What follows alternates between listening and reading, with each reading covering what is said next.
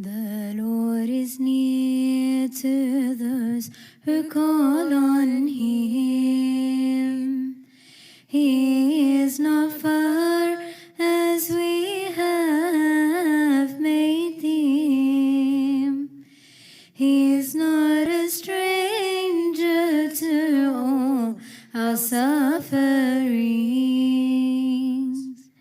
He said, "Come now, hurry, O you weary,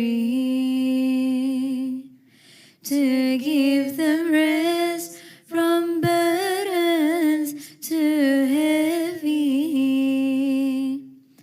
to wipe a tear from all hearts in misery. Sojourner in no place to stay, abandoned, doubted, and friends betrayed, yet He arose to grant the way to eternity. A friend to the tax collectors, a comfort for the adulterers, an advocate for the sinners of whom chief. The Lord is near to those who call on Him. He is not far as we have made Him. He is not a stranger to all our sufferings. He said, "Come now, hurry, O you weary, to give them rest from burdens too heavy, to wipe a tear from all hearts in misery." He guided all those questioning, goodness on earth He was spreading. He tasted death while bearing the shame of sinners. His night of death prayed earnestly, "Father, if willing, take this from me. Sweat drops of blood from agony, oh, for my sake." The Lord is near to those who call on Him. He is not far as we have made Him. He is not a stranger to all our sufferings. He said, "Come now, hurry, O you weary, to give them rest from burdens too heavy, to wipe a tear from all hearts in misery. When I was thirsty, He quenched me. When I was naked, He clothed me. When abandoned, He sheltered me from all my fears. So how can I not be trusting His love? I'll never be doubting. A Father who is so loving, even to death. The Lord is near to those who call on Him. He is not far as we have made Him. He is not a stranger to all our sufferings. He said, "Come now, hurry, O you weary, to give the rest from burdens too heavy, to wipe a tear from all hearts in misery."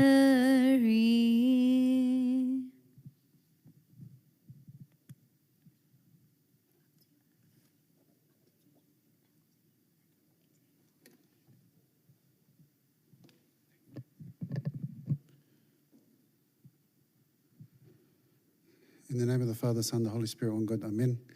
Guys, come a bit closer. There's only a handful of us today. Dad, come a bit closer.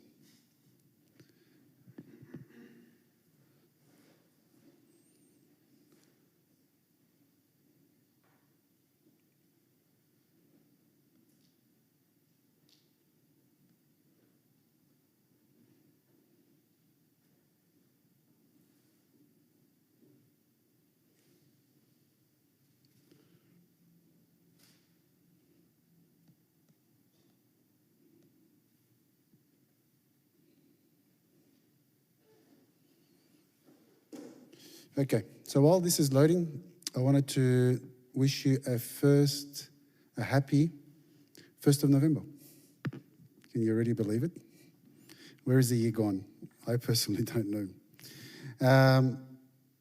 So we'd finished a series recently, and we're going to be starting a new series. And this new series, like the post went out, is about servant leadership. And we're going to have a multiple part series in terms of this topic about servant leadership. But before we get into tonight's topic, I wanted to put the question out to you. Who's actually heard of servant leadership? One person? 2? 3? Any others? 4? Anyone want to share what they believe servant leadership is? I'm always so glad that people put up their hand, but no one wants to talk. Anyone? Guys, again, no right and wrong answer. I want to generate a conversation. Lead by example. Thank you, everyone. Great. Lead by example. So what does that mean? Imitate Jesus. I want to start in this mini-series. I want to start looking at it definitely from a spiritual perspective. But before we get into the spiritual perspective, I want to start with the practical perspective. This is a meeting for youth that are either entering into a profession or have been in a profession for a while. And what we want our meetings to be is worthwhile in terms of not only fulfilling us and benefiting us spiritually, but it needs to also feed us in terms of our everyday lives. So let's start with the practical aspect. What does it mean? Who's currently in a corporate position?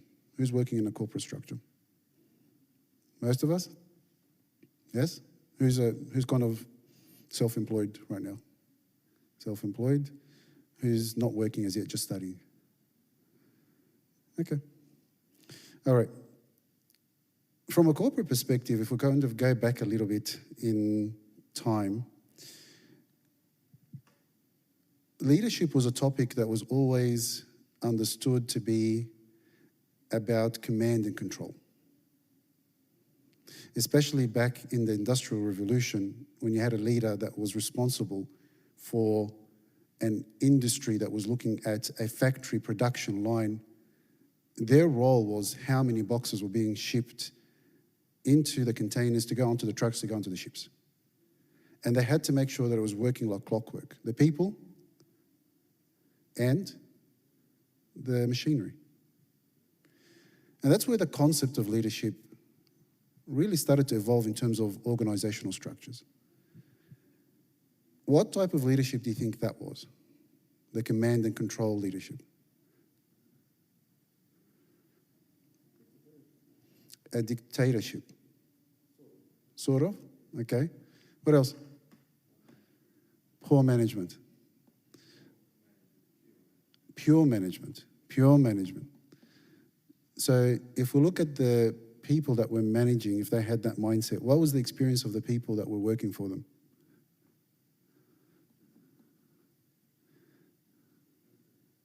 They hate them. You've gone all the way to the end of the spectrum, but I appreciate your answer. It wasn't pleasant. And why did they do it? To earn a wage, to earn a living in terms of blue-collared jobs. Once the Industrial Revolution continued on and then we started to see corporations and globalization and what have you, where do you think the actual experience and thought mentorship of leadership came from? Did it get renewed all of a sudden? Or did it just continue from one industry into another? Just continued from one industry into another. And so you started the white-collared jobs. What are white-collar jobs, by the way? I just want to make sure we're talking the same language today. What are white-collar jobs? Office jobs. Office jobs. In terms of the same mindset, you've kind of got the analysts and the data scientists and the salespeople and there's that are kind of the engineers and the operations and what have you. And then you've got those that see as team leaders on top of them, and then they've got middle management, and then they've got executives, and then they've got the C-level, and then they've got the board. And what do you get? You get like a pyramid structure. And what determines what that pyramid does is what's going to come out for the best of the company, which is targeted on shareholders, profits. And if that's the focus, then how do you think that culture would have been? Starting from there, we need to be able to achieve so much in terms of profit margins. That goes to the next level, the next level, the next level, the next level. And then once you get to kind of the pool of those that are white-collar workers, what happens? Where's the report? Okay, looks like we're going to be doing overtime today. Or we're going to, let's start planning for Saturday. Let's start planning for Sunday. Overtime. The report gets generated. Then what happens? What happens after the report gets generated? After half the team is dead, then it goes up to that next level manager who presents it to their manager. They do a couple of tweaks. Next manager, they do a couple of tweaks. Up to the executive, a few tweaks. Up to the board, gets presented, accolades, a lunch. Let's do it all over again. So what did that result in terms of corporate life? Consumption. What else? Exhaustion. Yes. What did that result in? Exhaustion.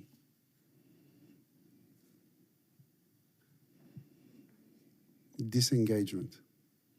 What happens when people get disengaged? I'm hoping this meeting is not disengaged. They leave. Where do they go? Somewhere else. What are they looking for?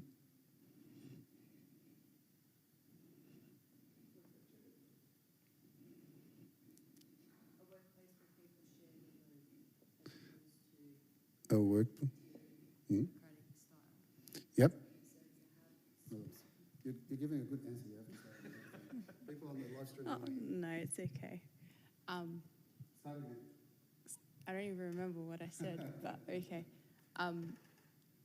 They leave their job because it's more of an autocratic managerial leadership style that's coming from above. So then they leave their workplace in order to find another workplace where the load is shared amongst everyone and it's not just one person that is doing everything, and it's more of a teamwork style.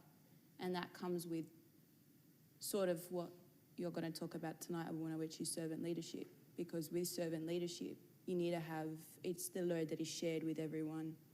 You have humility, you have compassion.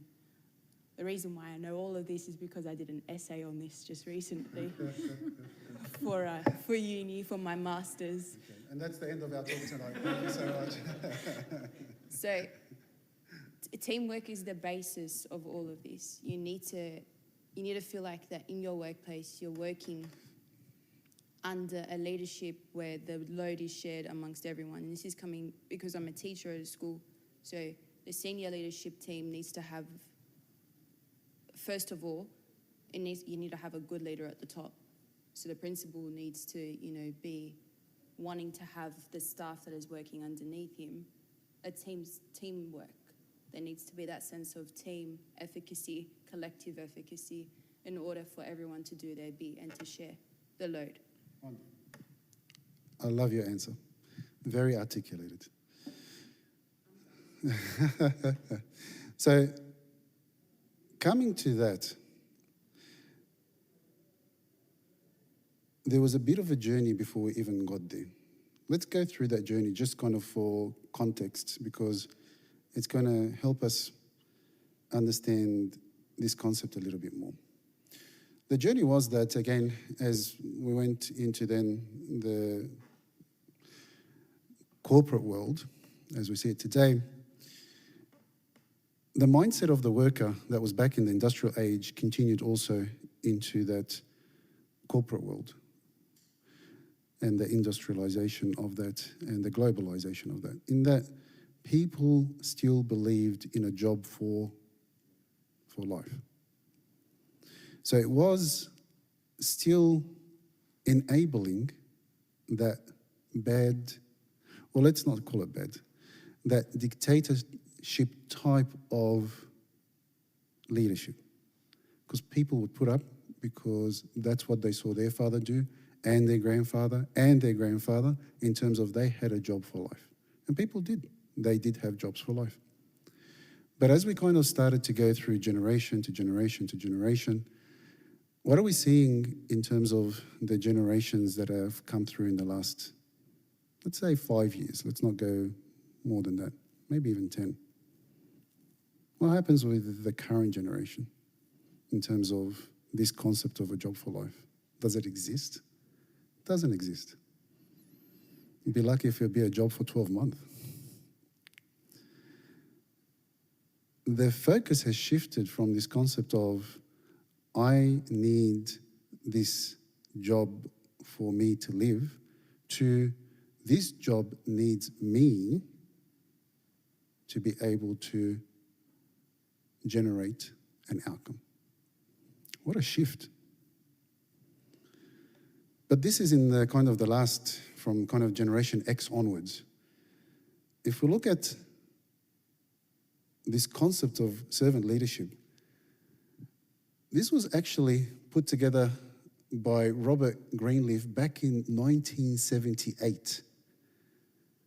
This was a study that he did in terms of what the corporate world was doing to people and in terms of their job satisfaction and the impact that it had on them from a mental health perspective, suicide rates, and so on and so forth. He said that something was totally broken in the workforce.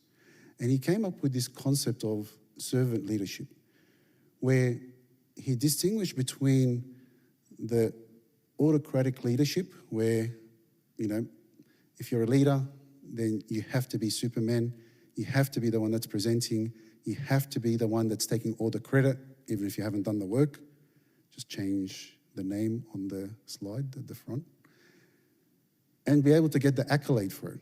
Because that's the only way you'll succeed as a leader, and that's the only way you'll be seen as a successful leader. And so he wanted to dispel this theory and said, how could you lead a team that's disengaged and is going to actually not be able to perform optimally for you?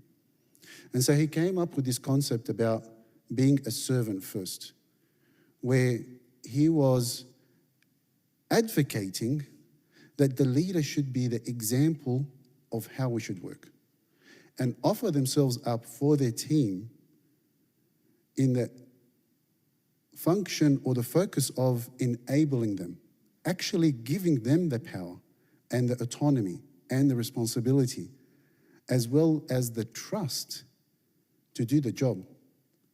and culminating that as a culture built on trust and accolading those that do the work and making it visible. With the interest of motivating the team, and if you have a motivated team, then that team will be a performing team. 1978. Who studied servant leadership at work? When?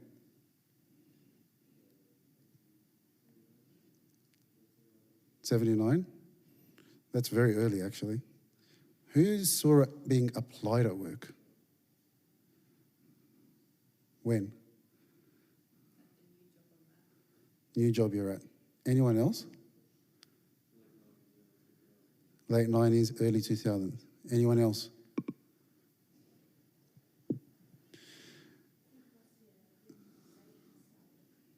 Unionization, around when unionization started. So now when we look at corporations, when they try to bring someone on board, what are they actually advertising? If you kind of, I think it's called Red Door? Glassdoor. Glassdoor. What do we see on Glassdoor? Who's been on Glassdoor before? What do you see on Glassdoor, Shoy? About the company that they're at. So they're actually rating the company that they work for. Who's on LinkedIn? What do you see at least once a year on LinkedIn in terms of an article about best places to work? What are they graded on? Culture. They're graded on culture. How is that culture set?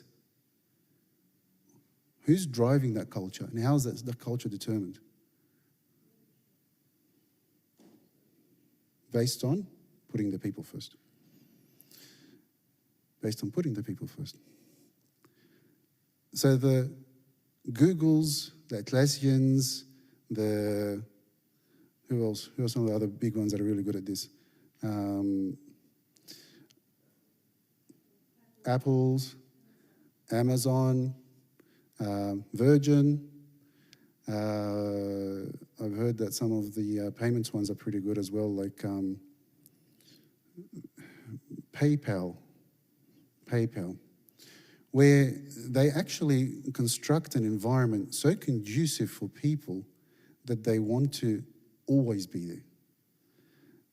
What I've heard about some of these Googleplexes and what have you is that they create a world for you that is so enjoyable that you don't want to actually go home. There is food there 24/7. There is sleeping pods if you're tired. There is auditoriums, there's breakout rooms. Even in my last organization, we had sleeping pods for those that wanted to take a break. And that was encouraged. The work from home, I think, is kind of universal now. All in the function of going from this forced leadership to a communal way of working. And so there's many research articles and many presentations on this. This is just kind of one that I grabbed, which I thought gave a good summary. And it tells you, in terms of being a good servant leader, you need to be able to actively listen. Sometimes we listen to answer, not listen to understand. Big difference. And that makes a huge difference in terms of the person that you're talking to. You need to develop empathy. What's empathy? And what's the difference between empathy and sympathy? Caring.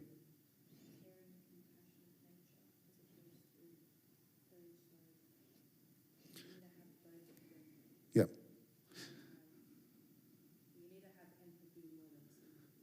Correct. Do you want to repeat that again for people? I'm going to swap microphones with you. You keep one next to you and I'll grab one. Yeah, one. You might as well just have both. Here. Empathy is where you have that caring, compassionate nature as opposed to feeling sorry. And in order to have authentic servant leadership, you need to have both, but empathy more than sympathy.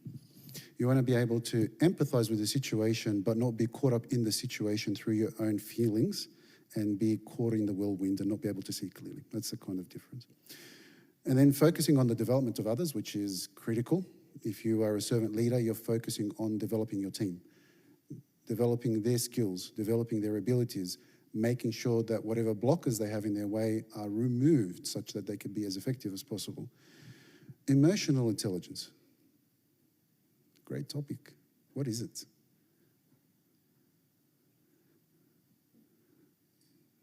Anyone want to take a guess or anyone want to answer? Brenda, let's pass the microphone down. So emotional intelligence, as opposed to intellect, is your ability to communicate, understand, Is it on? Sorry, emotional intelligence rather than intellect is more about how you communicate, how you respond to a relationship rather than just thinking. Wonderful.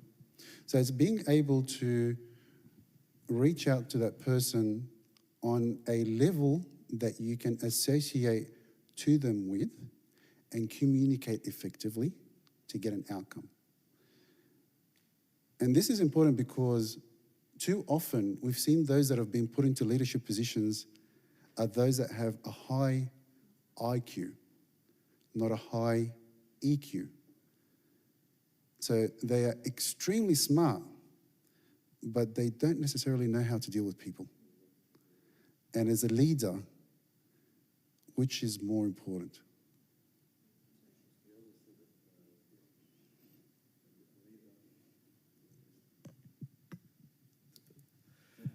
They always said that to have a good leadership, that leader has to be a good listener. Absolutely. Couldn't agree more. And again, it's listening to understand, not listening to respond. Persuasion skills. So as an effective leader, you need to be able to inspire others. They say that a good leader is someone that would walk off a cliff and their team would follow, leading from the front, not pushing from the back. Big picture thinking. Again, one of the qualities of a leader is being able to look at the whole strategy and understand it and be able to explain it simply such that those that are going to apply it can, number one, relate to it, and number two, understand how they will execute it. Listen and be informed is probably not the right title, I think. It's about learning. Who's heard the term of failing fast? What does failing fast mean?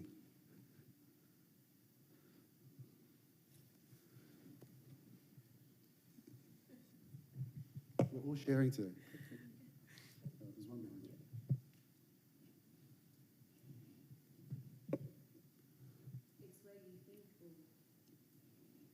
You think you know everything, but you don't actually know anything. And you're trying to outsmart other people that actually know what they're talking about. Whereas listening and being informed is that you're continuously reading, you're continuously listening, seeking scholarly articles, attending professional development, and using that knowledge to then be able to then take that into the workplace and share it with your team. Fantastic. I'm going to add a little bit of a slant on it. So previously, if anything went out the factory door, it had to be quality checked 3 times, perfect, no errors, or otherwise people would lose their jobs. Today, corporations are focusing on fail fast, learn early. This concept of prototyping. Do it. Get it done. Even if it fails, you've learned. Iterate again. Do it. Get it done. Don't gold plate it. See if it works. Learn. Do it again. Why? because sometimes we get caught up in this gold plating aspect and waiting and waiting and waiting and waiting and never actually getting the job done. There's a great example of someone that wrote a book about the habits of highly effective people. Guess how many versions he wrote of that book?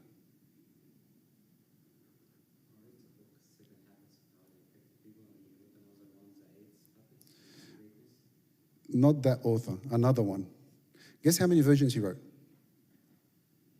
He wrote 14 versions of that book and still didn't send it to the publisher. He passed away shortly thereafter, the 14th version. The publisher published the 4th version.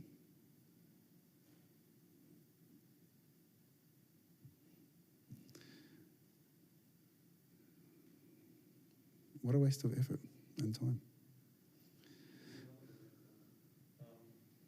There's a saying,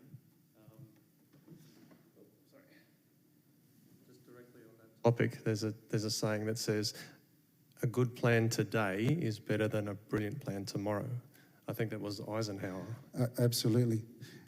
And I'm gonna complement that also with, it's better to make a decision now and for us to find out that's the wrong decision than not make a decision at all. These are all these habits in terms of servant leadership.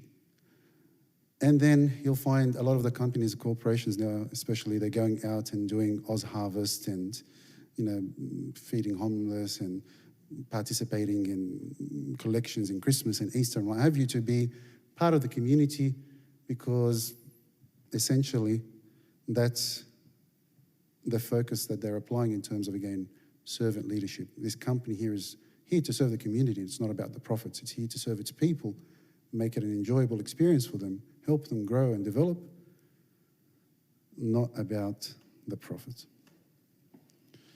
Profits do come anyway. It's a nice thing at the end of the year, but the shift has changed. Which then has now got that the employee satisfaction. People want to stay. People are actually aspiring to actually go into these companies, and they're becoming successful by attracting that talent. This is a great thing that we see in the corporate world. Where do you think this concept started?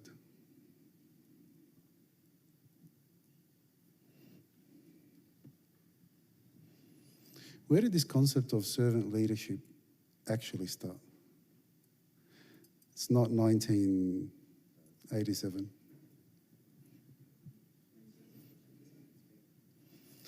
Jesus washed the disciples' feet. That was by action. Where do we see it documented?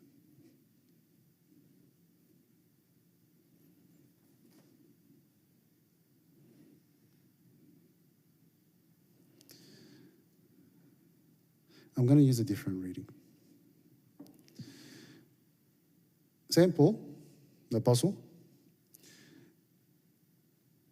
he had a ministry that was varying from all walks of life in terms of the ministries and the trips ministering that he did. At the end of the 3rd ministry trip, he was planning to go to Rome. And so this is the first time he's actually decided, based on all his experiences in the 3 trips that he's done, to write to them in advance before actually going there. And this is the epistle from our teacher, St. Paul, to the Romans. And we see in chapter 12, I wanted to take you through a couple of verses. In the name of the Father, Son, and the Holy Spirit, one God, amen. For I say, through the grace given to me, to everyone who's among you, not to think of himself more highly than he ought to think, but to think soberly, as God has dealt to each one a measure of faith. He's telling them, He's going to a church that's just formed itself. It's going to have some Romans in it. It's going to have some Jewish people in it. It's going to have some Gentiles in it. And you can imagine the dynamic that would have been there between them as to who's going to lead and who's going to do what and who's going to be boss and who's not going to be boss and who's going to be the treasurer. So he's telling them, be realistic. If you think this is what service is, then you're greatly mistaken. And just before that, in verse 1 and 2, he tells them that as servants, they need to be living sacrifices. Living sacrifices means that they're actually sacrificing themselves in the service, not letting the service glorify them. It's the opposite. And this is the transformation that they need to go through. And then in verse 4, he talks about we have many members in one body, but all the members do not have the same function. So we're all united in our Lord Jesus Christ, but everyone's going to have a function, just like the hands and the legs and the knees and the elbows and the hips and what have you. They all have different functions. So each of you will have a function, but we all need to work as one body. And then he goes even further to say, having then gifts differing according to the grace that is given to us, let us use them. So everyone has a different gift. Everyone has a different talent. Let's use these talents. So if you are able to prophesy, then let's prophesy. If you're able to minister, let's minister. If you're able to teach, let's teach. If you're able to exhort, let's exhort. If you're able to lead, let's lead. If you're able to show mercy with cheerfulness, do that. And then it's all underlined with love. This was written somewhere around 50 BC. And the whole message is about offering each other up in service, even those that consider themselves leaders. He would have been seen with St. Peter and St. Matthew and all the disciples and the early apostles as leaders of the church. And he's teaching them about true leadership. So if we kind of link that back and go here, St. Paul actively saw what was happening in all the other churches and is starting to teach the churches. He's developing empathy for them in terms of understanding the situations that they're going through, but not getting caught up into the day-to-day issues that they're seeing between all the different disputes that they're having. He's focusing on the development of that church, and he's doing it through the Holy Spirit that's within him, that he's been granted. He's using his skills in terms of his experience being a student of the Pharisees and knowing how to teach, to influence. He's thinking of the big picture, which is Christ, not the small picture as to who's going to be the treasurer. His learning is being shared, and he's doing that to a new community. This is not new. This is something that our church teaches us continuously. But then what's our role in this? Where do we fit into this picture? On the corporate side, we fit into it because some of us are analysts, some of us are on the operational side, some of us are on the sales side, some of us on the legal side, some of us are team leaders, some of us are managers, some of us have moved up in the management chain. But what about on the church side? How?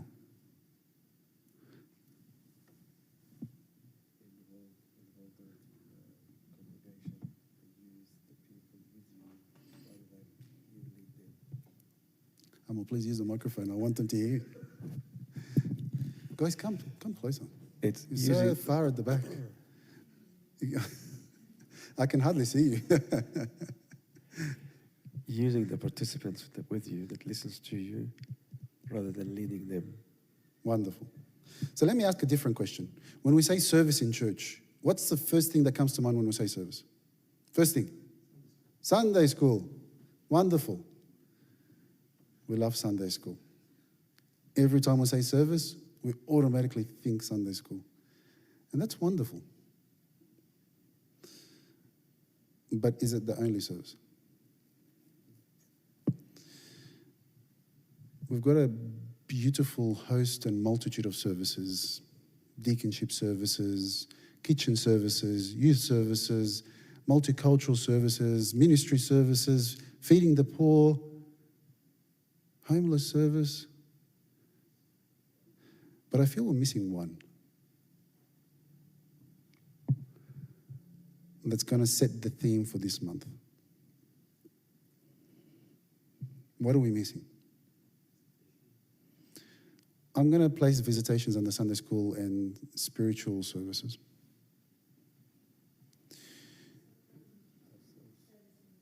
Servicing each other. Fantastic. So let me ask a different question. Who in Year 12 knew exactly what they wanted to do after Year 12? Keep your hand up if that's exactly what you did.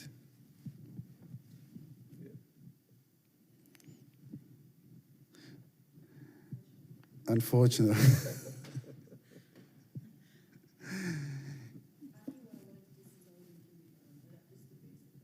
That's wonderful. That's determination for you. Too many times we've seen that we kind of come to the end of school, we think about we want to do a particular career. We go into this career and it comes as a surprise from what we think that career was going to be, what we learn at university that it's going to be, and then what it actually becomes. That's a valuable learning experience. I'll share my learning experience. I did computer engineering, and I was working as I was completing my studies. I thought, based on what I was doing at uni, I'm going to go out, I'm going to work with a bunch of engineers, we're going to build the best systems, and we're going to set the world on fire. I got out, and I started to work, and I found people from all walks of life. And then, I'm going to show my age here, Y2K came, and then people that had no qualifications. If you knew how to type, you got a job in IT for Y2K. And I thought to myself, I did all of this engineering for that. My expectation and the reality were very different. I'm thankful because God blessed my journey and guided me through a path that was wonderful. But what I actually learned throughout the way was an experience that was invaluable that I had to go through. The service that, and the theme for this month is that how as we as young professionals can serve those who were you 5 years ago. Your experience that you've just been through, your experience that from high school, what you wanted to do, the path, the application, the college selection, the interviews, the resumes, the actual getting into the job and experiencing it for the first time. What do you actually go through? What do you actually apply? These are all invaluable learnings that don't come cheap. They come at an expense. This is an opportunity for us to use this collective experience to impart it on those that are coming in the next generation. And so over the next couple of weeks, with the exception obviously of next Tuesday, what's happening next Tuesday? Everyone should know. Amber Rafael's here. I'm not too sure what he's going to talk about. I don't think he's going to talk about servant leadership. And I'm not game enough to tell him what to talk about either. So we'll take his blessing and see what topic he will share with us. But thereafter, we're going to continue on a series. And we're actually looking to do a career expo. But we need your help. We need your help. We need your help in terms of we want to share your experience with this next generation. We want to share the learnings that you took such that their journey may be a little bit simpler. We want to share your experience that they can use as a beacon in terms of how do they find their path in life. So, that's the end of the talk. I want to turn it over to you now. In terms of feedback, we're going to run our career expo. Who's interested in helping? Bas? Guys? Mash? Fantastic. Tay, so first question is, take yourself back to the HSC. What are some of the things that you wish you had a vision of or knowledge of before going into uni and before going into the workplace? And I'm asking because I want some feedback such that we can help in terms of target some of the keynote speeches that we're going to do. Thoughts? I'm going to stop talking. I want to listen to you. Don't all jump at the microphone at once. Anyone? All the admin work. No, that's it. I said it. Khalas, finished. I don't want to sound like a complainer, but as teachers, there's a lot of paperwork that we need to do, a lot of admin, reporting, etc. Behavior management, and then it seems that we've got a lot of time to do everything. We get 6 weeks of holidays, blah, blah, blah. But there's not enough time for us to actually do the whole teaching. It's more admin, behavior management, classroom management, making sure that the kids are focused on their learning as opposed to actually delivering the content. So that's something I wish I knew when I was picking my subject preferences. And then maybe I would have gone into law if I knew this. We're going to turn off all the ones that want to do teaching. I'm sure that's not the intention. But that's the learning. That's the learning. But that's exactly what they need to hear, is that don't think of it as the glorious 6 weeks holidays by 3, by 3, by 3. My mum was a teacher, and she was a primary school teacher, and the amount of preparation she used to do was astronomical. So I think they need to hear that. What else? We've got physios in the room. We've got those that have got career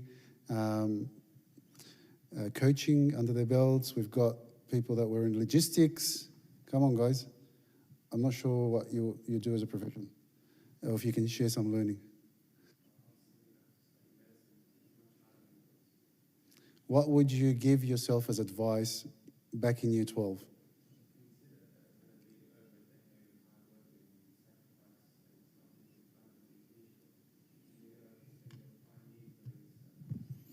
Fantastic. So we're going to turn off all the doctors as well.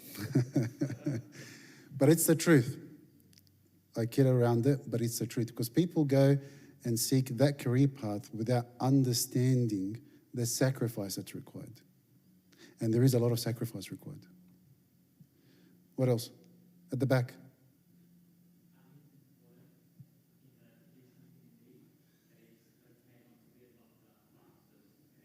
I agree with that.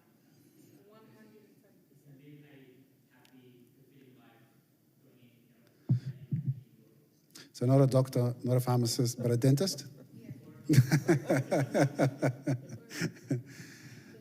Yes. There is this, I think it's a cultural thought. It's really groupthink, if you kind of want to put a word onto it, or a title to it. It's groupthink. We've got this groupthink in our culture that you have to be a doctor, you have to be an engineer. This comes back from Egypt. So there's an aspect in terms of really deciding for yourself what you want to do based on who you are and based on the current age, not based on what uncle in Egypt and tante thought as well. Yes?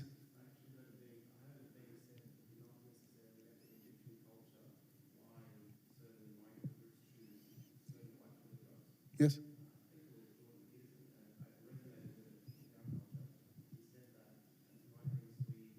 Just pass the microphone down.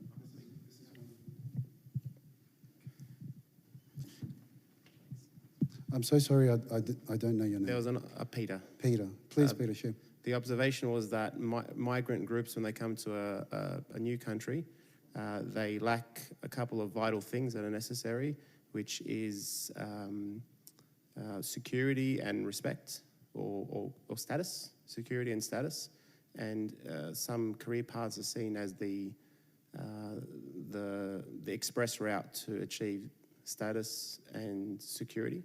Wonderful. Both, career security, financial security, and status within society. And that's why, and so parents who have that lacking in themselves desperately crave that either for themselves. If not themselves, the next best thing is to The children. put little Johnny into tutoring and force him to How true. to go into that career because they feel that that's really, really important.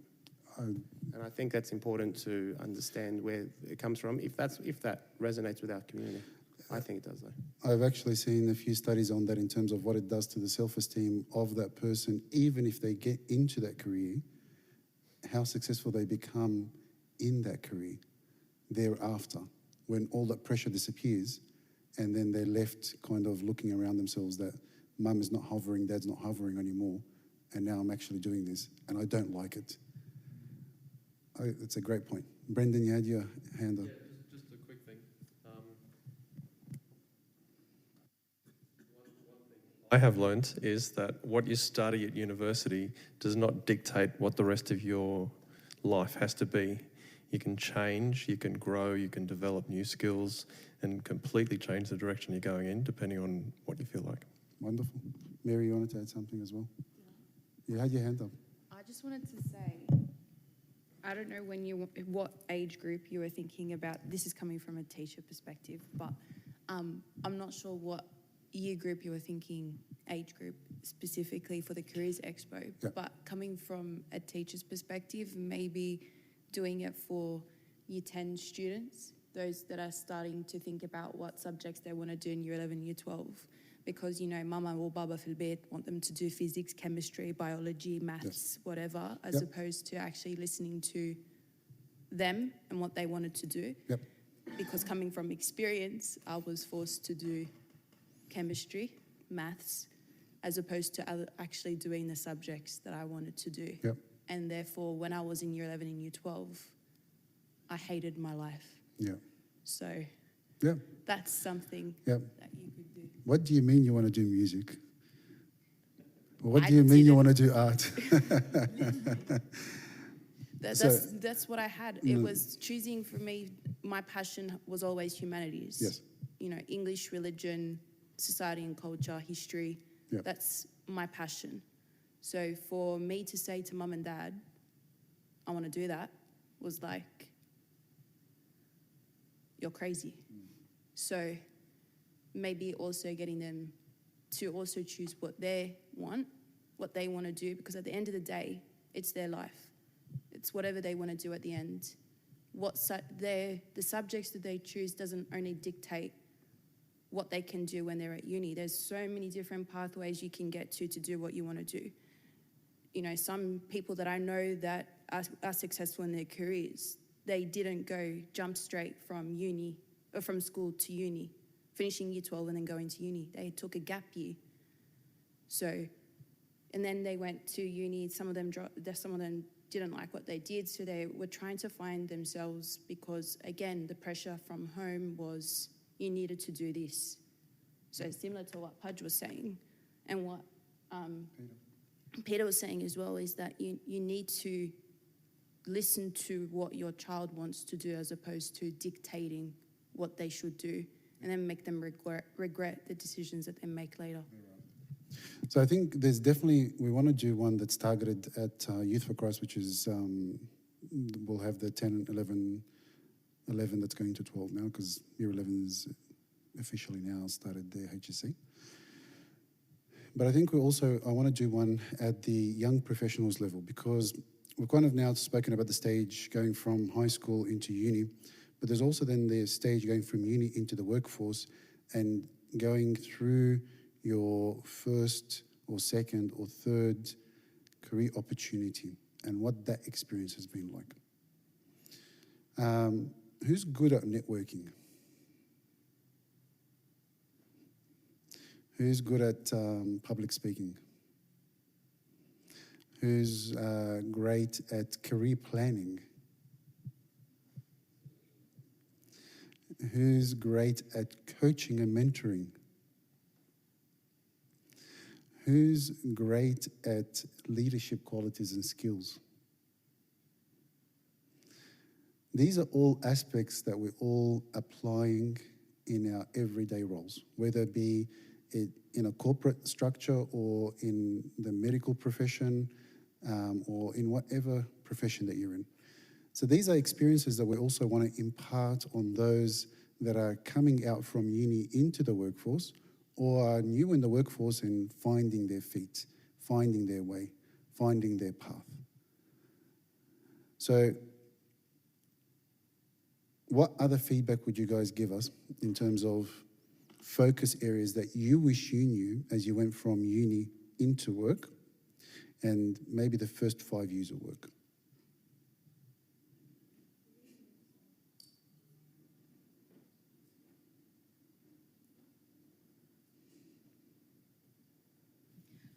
Believe in yourself, because if you don't take a chance on yourself, others not going to take a chance on you. Excellent. So you got to be able to enjoy what you do, know what you want, and go for it. Wonderful. So you got to have a target, a goal, set one, and strive to work towards it. What else? What have you guys? Let me just ask. Who's been in the workforce for a year? Yeah, 1 year. 1 year. No one's been in the workforce for a year? Who's been in the workforce for more than 5 years? Who's been in the workforce for 10 years? 15? Okay, so average we've got 10 or thereabouts, which is a long time in terms of experience. What else would you give in terms of those that are new in the workforce trying to find their way? What other experiences and learnings have you taken? Fadi, let's pass the microphone. Oh, you've got the microphone. I think something I wanted to do when I was in high school, I couldn't do it. It's learning, or when I went to uni, my advice to them is to try to learn something completely different than the thing you study at university. Like if you're studying, teaching, law, whatever, try to learn about coding. Try to learn about soft skills like leadership and all of this stuff. Communication skills, negotiation skills, all of these things. When you have it in your CV, when you're a fresh graduate already, it's give you an advantage. That's my experience. I took all of these courses during uni. When I went to the workforce, it gave me an advantage over all the other applicants, and also helped me to learn more quickly. And the second advice I want to tell them, try to have the right mentality about learning. Always try to learn. Don't settle down. For my personal experience, I was a banker in Egypt. When I came here, I learned about logistics and supply chain from scratch. And through God's grace, I went up the ladder quickly. I didn't even believe myself when this happens to me, because this is not my study. I have no idea about logistics or supply chain. I'm an immigrant. I don't have the language or the accent or the university degree or any of this. But was like, I want to learn, and through God's grace, it went up. Wonderful. So be brave, have a target, be open to challenge. What else? I don't know your name. I'm not picking on you, but I just want to know your name. Carmen. Carmen, what would you share? What line of, what industry are you in? Wonderful. What would you share?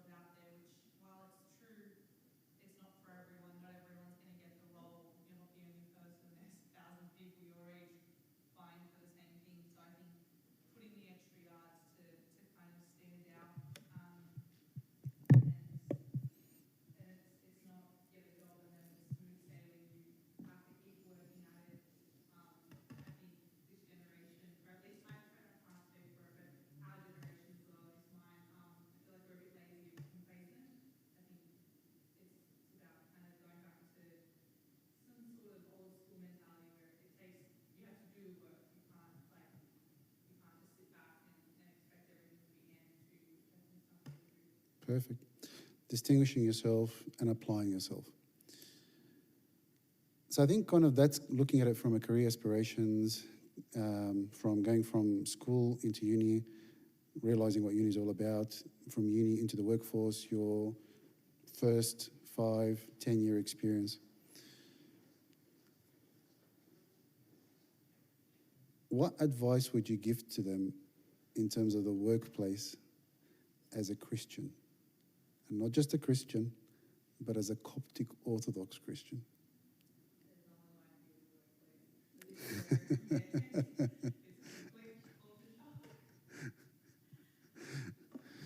Is it all the lunches are usually on Wednesdays when everyone's fasting? Fridays? What would you give them? What experience have you had as Coptic Orthodox young men and women that you would impart on them, not just in the element of us being servant leaders, but encouraging their identity in the workplace? David.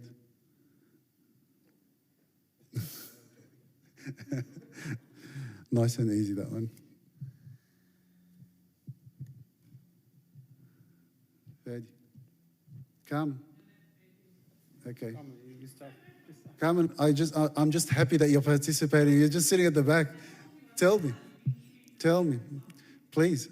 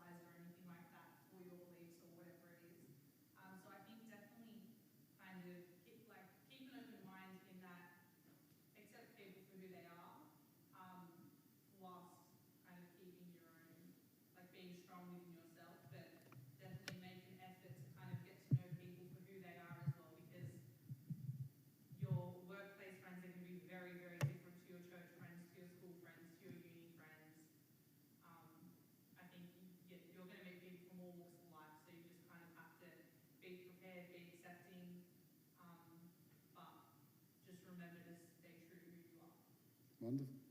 Fadi?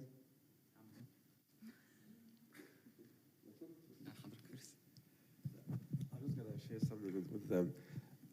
Yeah, as a Christian, as a Coptic Orthodox Christian, I think it's good to be yourself as you are and let them know. They will respect that. Yani Aussies, they will respect what you are and who you are. They're not going to debate you, they're not going to do anything. I mean, I don't know about now, but I'll share an experience that I've gone through in the early 80s when they started bringing diversity into the workplace. And we had a lecture, we went in. As you all know, we have cubicles, and all my cubicles, in my cubicle, I had crosses everywhere, and St. Mary and Jesus and Bible and everything, and no one said anything. It was fine. So while she was talking, giving us the talk, she said, you make sure that you don't have anything that's, displaying anything that can actually offend someone else, because I had a quote, and every day, not every day, every few weeks, I'll change the quote, just and put it on my workstation. And she said, make sure that you don't offend anyone. So I said, well, after we finished the whole thing, I went to her and said, look, I have this and this and this. I have the cross, I have the Jesus, I have the Bible, I have, a word. She says, no, you have to take them off. You have to take them off. I will come Monday, you have to take them off. You're offending them. I said, no one said anything.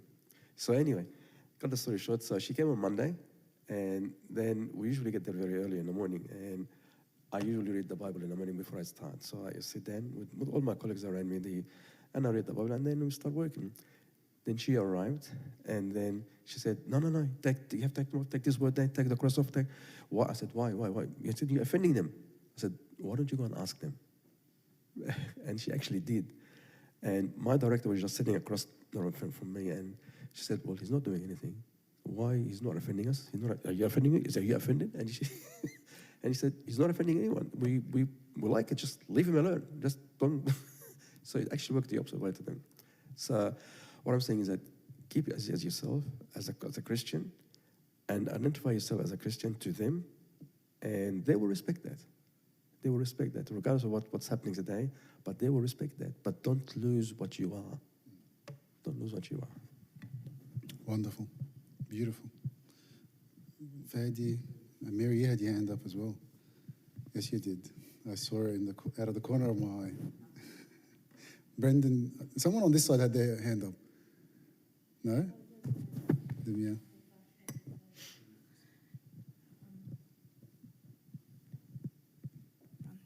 I was just going to say that we as Christian, the number one value for us is love. And if we treat everyone with love and respect, even if they don't love us back, it doesn't matter. And then we respect it for being loving. So every workplace will have politics and will have gossip. The more you are neutral and you treat everyone with love and respect and equally, the easier it is for you to exist and for others to value your values. And I think we're lucky at the moment, like these days, is sort of no one necessarily will be open to talk about religion. However, you have the right now with inclusion and diversity to say, this is what I believe, and they cannot criticize you. So I think we're lucky in that way these days in comparison. Definitely. But it's still, even without necessarily putting the religion part of it, if you act as a Christian with love and respect, that's all you have to do. Completely agree. And Fadi. Fadi and Pishoy. Well, two last things, and then we'll wrap up for tonight. Has anyone seen the movie The Big Short? Leonardo DiCaprio? No? Okay, so what you might know, my background or where I work is in the investments or finance industry, which, if you've seen the movie, you would know what I'm referring to here, but it can be challenging being a Coptic Orthodox Christian. But what I've found over the years is that, which perhaps some have already covered on the same point, but you don't have to be like others to be liked or even accepted by them. You can be your own self and still be accepted. The different industries, I suppose, would have different challenges, but the key point for me was, you can still be your own self, bring in your own values that are different. People generally tend to agree and accept the differences you have. But on bringing the point around diversity and in the workplace now being the new norm, I suppose there are inclusion, I suppose, there are certain areas that can be challenges, I suppose, around transgenders and, all the other stuff that comes with it. But to me, that remains a bit of a grey area as to how you deal with it. I suppose we all have common views on that, but how do you deal with that? I don't have experience or knowledge as to how we can approach it from Coptic Orthodox Christian point of view. Mm-hmm. Because as soon as I suppose you would voice out your opinion or your thoughts around that whole topic, you would get feedback that's not, it's going to be quite negative. And to me, that's a new challenge. Hey, Joe. I think this is a good topic that we need to cover. That is definitely a topic we need to cover. The political correctness in the workplace and how we as Christians apply ourselves in a politically correct age. Okay, Fadi, last thing.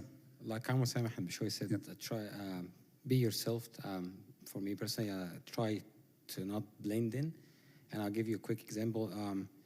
As you know, Fadi doesn't swear, and I reached a point in the past 2 jobs I worked to the point in a meeting when a general manager sweared in front of me, he apologized. Sorry, I said this. He wasn't swearing at me. He sweared in general because he says the F word or whatever, and he apologized. So as you know, Fadi doesn't swear, so we're not going to do it in front of him.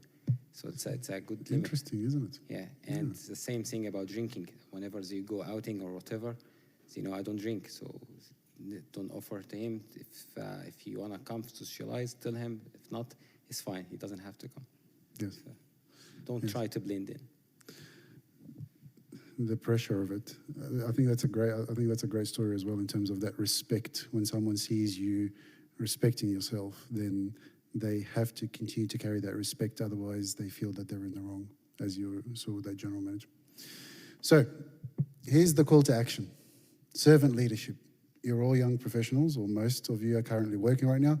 For those that are not working, at least you're going through university. Yes? Yes? Sarah? I don't know how many times I'm going to get wrong before you're going to get upset at me. I'm in the grace period I've been told so far until I get it right. So we need help. We need help because we want to do this expo in not next Tuesday, the Tuesday after. So that's not on the 8th. That would be on the 16th. 15th, on the 15th. So we're looking for volunteers. Volunteers in terms of manning stations, in terms of certain careers. So teaching table, we'll have a medical table, we'll have logistics and transport and other functions, banking table, no money allowed. With it. Supporting, absolutely. Career advice and what have you. So I'm going to stick around after this, and we've got Brendan and Demiana that are helping us as well. God bless them.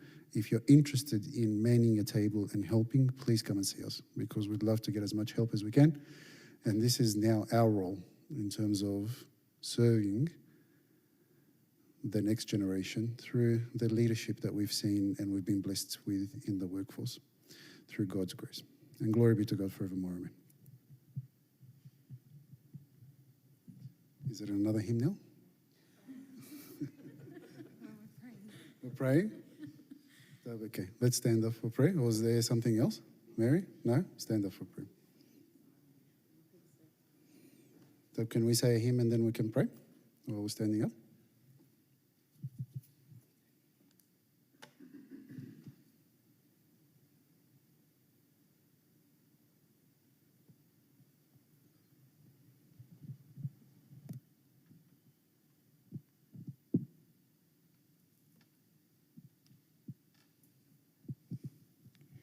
When the Spirit of the Lord moves in my heart, I will love as Jesus loves.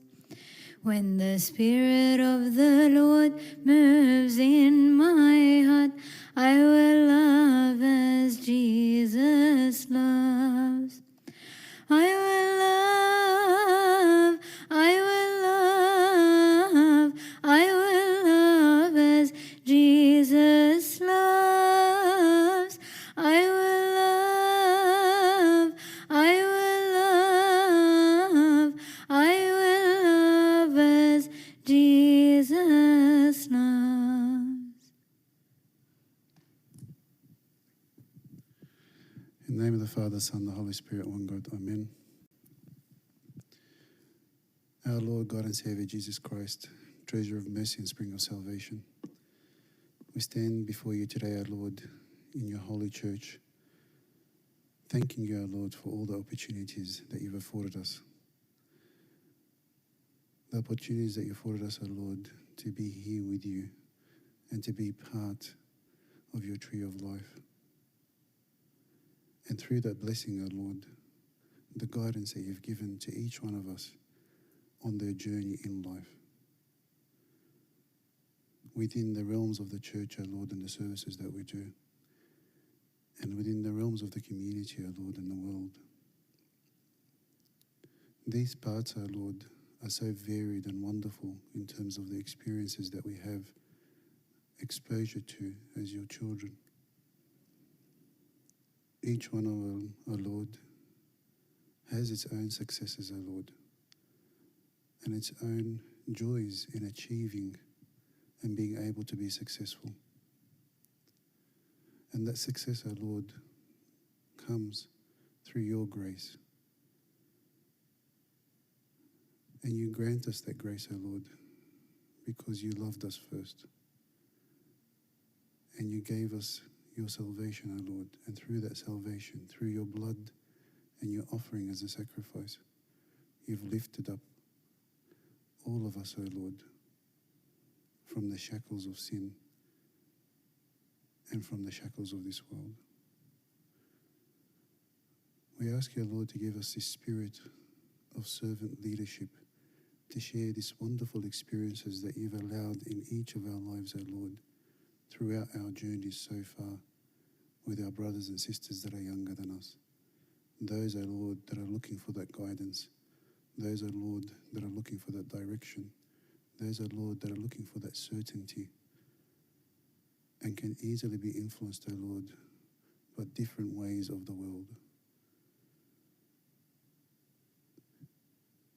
There's a lot of ways, O Lord, that your children can traverse. Those that can continue to bring them closer to you, or those that can take them further away from you. We ask you, Lord, to give us that mindset of being able, Lord, as St. Paul said, to share the talents that we have with your church through this service. This service, O Lord, that is critical in terms of helping form your next generation, the generation that will carry this church from age to age. We ask you, Lord, to help us guide them, to help us nurture them, and to help us give them, O Lord, the foresight from our learnings that you've granted us, such that their ways are more clearer, more certain, and more, O Lord, fulfilled in the path that you want for them. We ask you, O Lord, to help us with this service through the intercessions of our Mother, St. Mary, our hero, St. Mina, Pope Cyril the first, the pillar of faith, and Pope Carlos VI, the man of prayer. And hear us when we pray thankfully. Our Father, who art in heaven, hallowed be thy name. Thy kingdom come, thy will be done on earth as it is in heaven.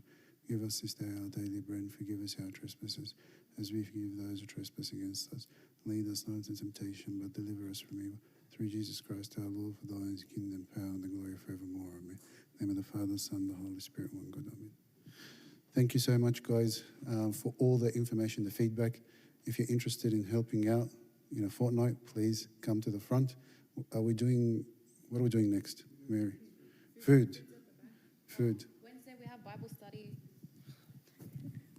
Tomorrow we have Bible study with Abuna Shnulti in the Multicultural Church at 8 o'clock, 7:45, 8 o'clock in the Multicultural Church, in the Church of the Annunciation. On Friday we have our regular youth meeting that starts at 8 o'clock in here. And next Tuesday we have a special occasion with Amber Rafael, so it will be very good to have everyone attend, even those that are watching on the live stream. Go to food, guys. There's a lot of food at the back.